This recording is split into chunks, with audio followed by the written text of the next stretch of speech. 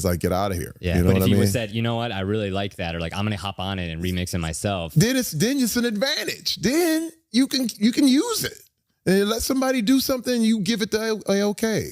Wow, That's a cool way to work, man. You know what I mean? Like it's still your voice. yeah. So why don't we work together? It reminds me in the early days of YouTube, like people chopping up videos and ideas being more crowdsourced. But then somebody could take it and be like, let's Think run about with it with the TikToks where people are sharing, like they split it in half. Yeah. And just watch you looking at another video. It works, man. It still goes viral.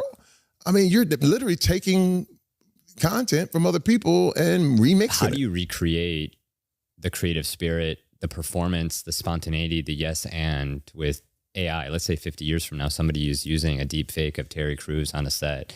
How do you exactly think about, okay, marrying technology and spontaneity? First of all, you know, we all study the past.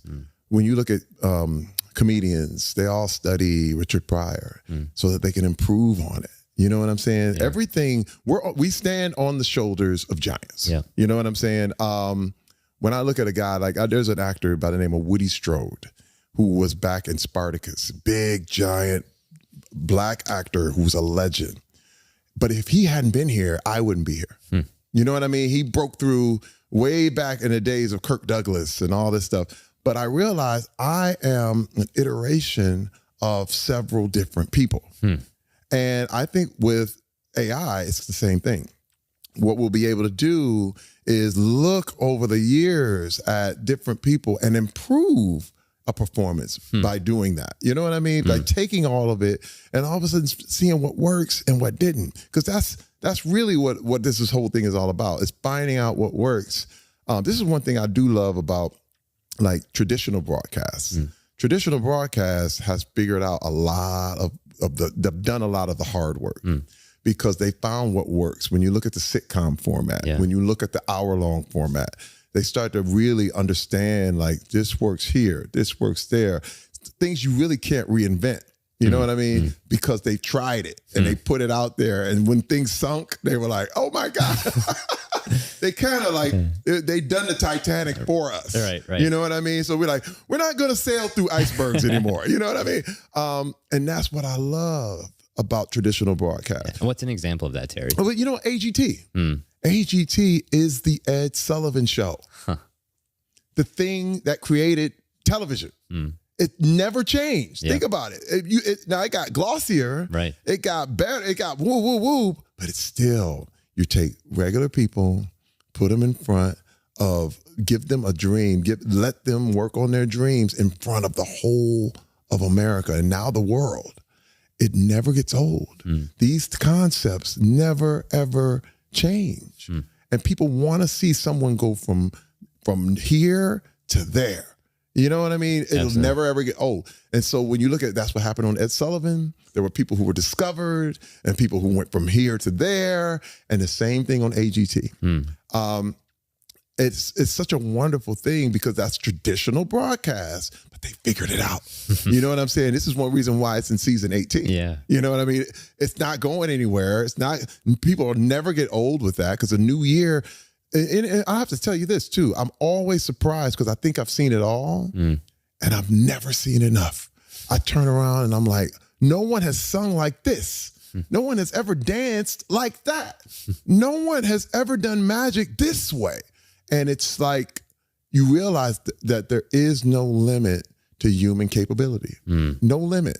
Now, even a computer has only so many terabytes, but human beings, we can go forever. You'll always be shocked, always, because you go, I did not know people could go that far. You know what I'm saying? It's a little bit like sports too. You know how people get better and better? Look, the way Stephen Curry shoots is unthinkable in the beginning days of the NBA. Absolutely. But now he can shoot half court like it's nothing.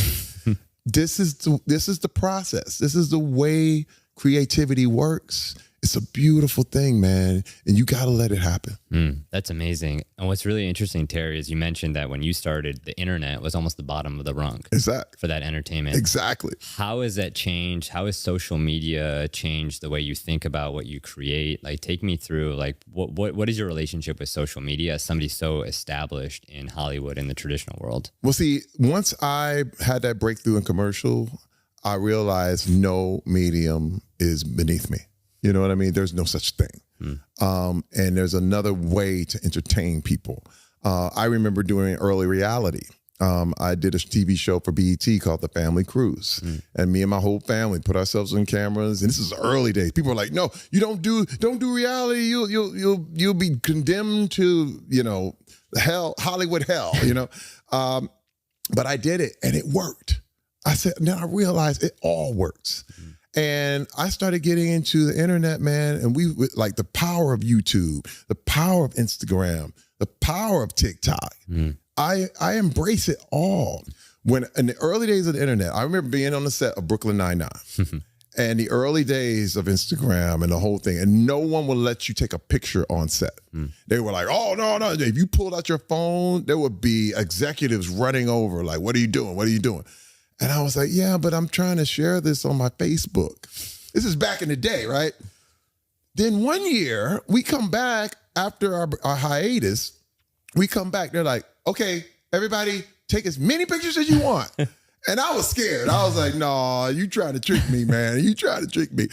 And they were, "No, go ahead and post. Go ahead. Post everything. Post a bunch of behind the scenes, all that stuff." You got to say, you would get sued. If you had behind the scenes footage on sets and all this stuff, it was legal ramifications. All of a sudden they were just, "No, go ahead. And I didn't trust it for a little while. I remember it was like 6 months I was going, "I don't trust you guys. Y'all try to hit me with a lawsuit." But then because they discovered the power of what the internet was. And they were like, "Look, you're not giving it away. As long as you don't give away any spoilers, you're giving people access." Yeah. And so I embraced it wholeheartedly. And I realized too that I did a lot to reject the people that I didn't want on my social media. And that was another thing too, because I realized that, you know, there's a big difference between a car accident and a museum. When I say a museum, you go in there, you have 10 people, 20 people who go and enjoy and watch and love it. Then you have a car accident that gets millions of followers. But it's a